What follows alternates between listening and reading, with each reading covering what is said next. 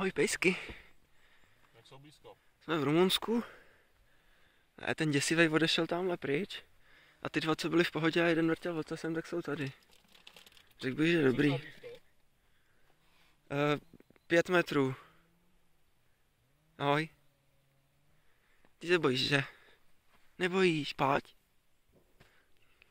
No. Takže Murka mi řekl, že mám natočit vlog z Rumunska. Tak tady je stan. Tamhle je slunce. Tady je pes. Ahoj pse. Ahoj. Tamhle je druhý pes. Ahoj pse. A ten, co vypadal děsivě, tak odešel pryč. Takže bych zkusil taktiku chleba. Tato taktika se skládá z toho, že budete tady mezi bordel v autě. Tady takhle. Je jídlo. Tady je rumunský chléb. Bílý. A mě neukážeš, jo? Vezmete kousek, ne. Jo. A kousek mi spadnul, tak se můžeš dát pse. Tady ho máš. No pojď. Vůbec se neboj.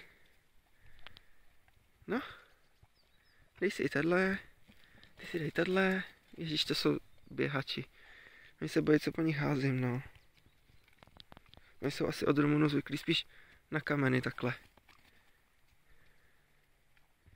No. Nebo... Takový klasičtí divocí psy. Chová se to asi jako divoký zajíc, já nevím. No spíš míň divočejc. Na opůjčení divoký ta psama. Vypadá si to, že jsou vpředu? Je asi tak 9 ráno, takže v Česku je tak 8 ráno. Teď jsem se ani nehnul, jenom se hnul tady vzadu Erik. Pejsci se rozutekli. Oni to zaregistrujou, no.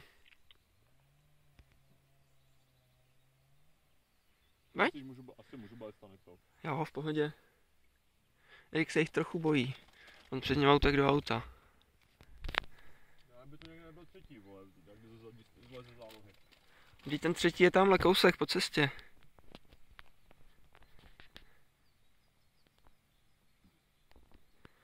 No tak teď tady asi budou s náma prostě, no. Jo. Boty mám mokrý, tak jsem si vzal jiný. Vzal jsem si stylové tepláky z Lidlu. Tady v Otažném jsme se krásně otáčeli včera, tady krásně vidět, kde byl kámen. Takže prostě tažní je výhoda, prostě couváte, dokud to nepřestane couvat. To je super věc. Trochu mi to tady zašpinilo auto, tady jakože byly silnice dobu a pak jako ty silnice jak nějak došly a najednou se z toho tohle a tak no. A pejsci tady budou s náma, ale pohladit se nechtějí nechat, je to smutné.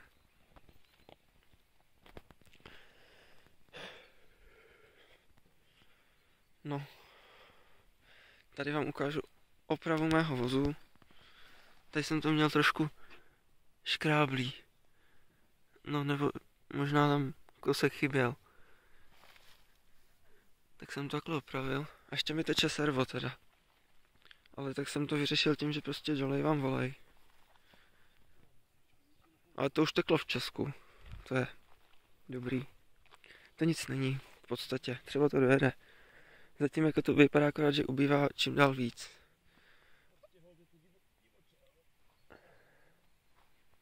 Pejsci jsou tu s náma. Video už mělo 4:20, to jsem ho měl ukončit. Hergot, to pak budu muset se stříhat nebo něco. Hehe.